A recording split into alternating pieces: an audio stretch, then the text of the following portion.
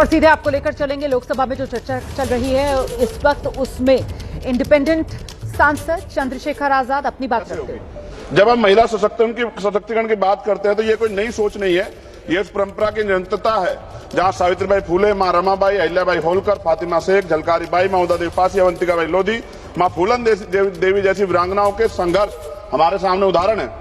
बाबा साहब अम्बेडकर जी ने संविधान बनाते हुए कहा था कि हम एक ऐसे संविधान को बना रहे हैं जहां हर नागरिक को समान अधिकार देगा, चाहे वह पुरुष हो या महिला। हमें याद रखना चाहिए, उन्होंने कहा था कि मैं किसी भी समाज की प्रगति को महिलाओं की प्रगति से मापता हूं।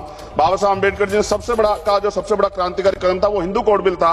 उन्होंने उसमें महिलाओं को संपत्ति में अधिकार, विवाह और तलाक में बराबरी, गोद लेने का पूरा अधिकार था। और इसके जब वो सफल नहीं हो पाए तो उन्होंने कानून मंत्री पद से इस्तीफा दे दिया। सभापति जी महोदय, 73वें 74वें संविधान संशोधन जिसके तहत अनुच्छेद 243D और 243T में स्थानीय निकायों में महिलाओं के लिए आरक्षण सुनिश्चित किया गया। आज लाखों महिलाएं पंचायत और नगर पालिकाओं में नेतृत्व कर रही है। वो अलग बात है कि बहुत बड़ी संख्या में महिला प्रतिनिधि अपने निर्णय स्वतंत्र रूप से नहीं ले पाती, क्योंकि हमारे समाज ने भी पुरुषों और महिलाओं की बराबरी स्वीकार नहीं किया। कहीं पिता, कहीं पुत्र, कहीं पति उनके निर्णय लेते हैं। ऐसा बहुत बड़े पैमाने पर देखा गया। भाषण चाहे कुछ भी दिया जाए, लेकिन सत्यता यही है। सभापति जी, मान्यवर काशीराम साहब कहा करते, जिसकी इतनी संख्या बारी उसकी इतनी हिस्सेदारी। इन्हीं विचारों की कसौटी पर अगर वर्तमान महिला आरक्षण कानून को परखा जाए तो स्पष्ट हो जाता है कि 33% आरक्षण आधी आबादी के साथ पूर्ण न्याय नहीं करता।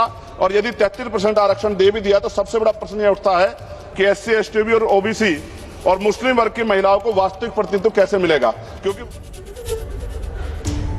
तो सरकार के लाए विधेयकों का विरोध करते हुए चंद्रशेखर आजाद को आप सुन रहे थे। बस छोटा सा ब्रेक, फौरन लौट रहे हैं।